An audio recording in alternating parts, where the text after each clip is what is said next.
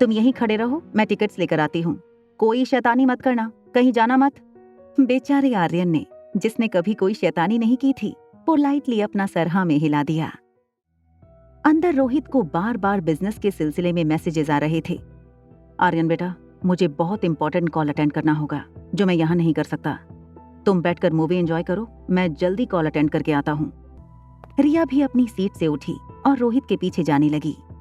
रोहित ने कॉल उठाया और थिएटर लॉबी में चला गया। वो भी कंपनी के जनरल मैनेजर से बात करने लगा। तभी रोहित की नजर लॉबी में खड़े आर्यन पर पड़ी। रोहित को देखकर ही आर्यन घबरा कर बोला, डैड, मैं तो यहाँ। रोहित ने आर्यन को डांटते हुए कहा, मैंने तुमसे कहा था कि अंदर ही बैठे रहो। जैसे ही रोहित आर्यन को थिएटर के अंदर ले गया, रिया आर्यन की जगह जाकर खड़ी हो गई। अनिका टिकट विंडो से फिल्म के टिकट लेकर जब वापस आई तो रिया को देखकर चौंक गई। उसने रिया से पूछा, तुम्हारे पास ये मास्क और ग्लव्स कहाँ से आए? अभी तक तो नहीं पहने थे। रिया ने बड़ा ही स्मार्ट आंसर दिया, वो मुझे अभी रियलाइज हुआ कि मुझे मास्क और ग्लव्स पहनने चाहिए। दरअसल मैं घर से सब कुछ लेकर निकली थी। ये बात सुनकर अनिका बहुत खुश हो गई। देख रही हूँ, कल शाम से बहुत समझदार हो गई है। Keep it up. ये कहते हुए अनिका रिया का हाथ पकड़कर उसे थिएटर हॉल में ले गई। फिल्म शुरू हो चुकी थी। हॉल में अंधेरा था।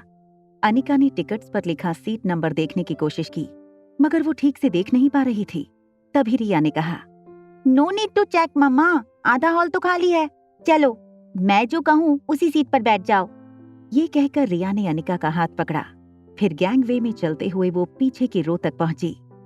रिया ने अनिका को ठीक रोहित के बगल वाली सीट पर बैठाया और वो खुद अनिका के बगल की सीट पर बैठी।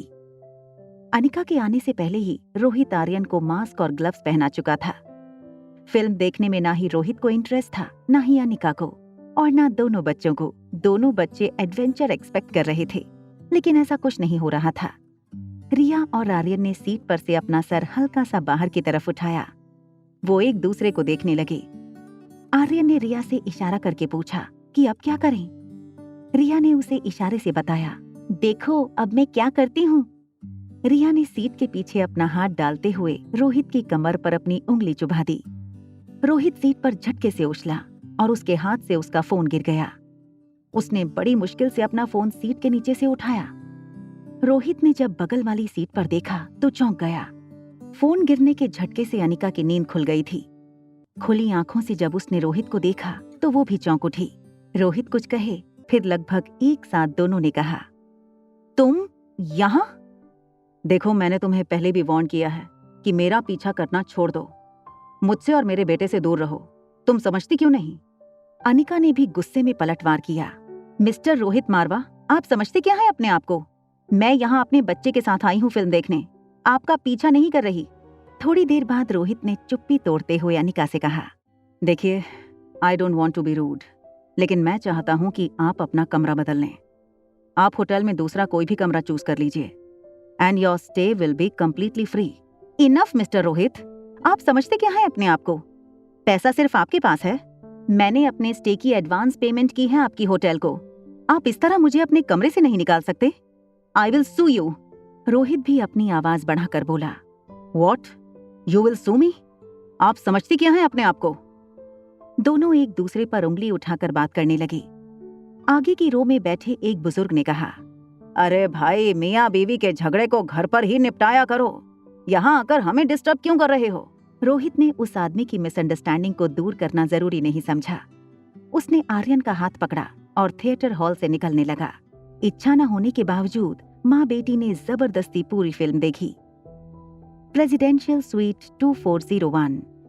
रोहित ने अपना गुस्सा शांत करते हुए आर्यन का एक हाथ अपने हाथ में लिया और कहा, देखो आर्यन, मैं चाहता हूं कि तुम सामने वाली लेडी से दूर रहो। हो सकता है वो हमें नुकसान पहुंचाने आई हो। आर्यन को रोहित की ये बात बिल्कुल पसंद नहीं आई। आर्यन लगभग रोती हुई आवाज में बोला, नो डैड, वो बहुत अच्छी हैं। वो मुझे क्यों नुकसान पहुंचाएंगी? वो तो मेरी मॉम है। आर्यन के मुंह से ये सुनकर रोहित शॉक हो गया।